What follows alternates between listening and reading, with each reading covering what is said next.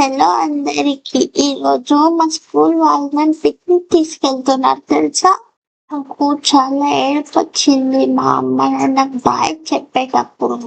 మా ఫ్రెండ్స్ అందరం కలిసి కొన్ని గేమ్స్ కూడా కొట్టుకున్నాం బస్లో. మేమందరం బస్ నుంచి దిగగానే బాల్ గేమ్ ఆడుకున్నాం. మళ్ళీ కొద్దిసేపు తర్వాత మేమందరం కలిసి ఫుడ్ కూడా షేర్ చేసుకున్నాం తెలుసా. మా క్లాస్ లో అందరికన్నా నేనే పొట్టగా ఉన్నాను. నాకప్పుడు ఎవరితో మాట్లాడాలని అనిపించలేదు. మా నాన్నని గట్టిగా హగ్ చేసుకున్నాను వెళ్ళి. మా నాన్న నన్ను టెన్షన్ పడుతూ అడిగాడు, కానీ నాకేం చెప్పాలనిపించలేదు.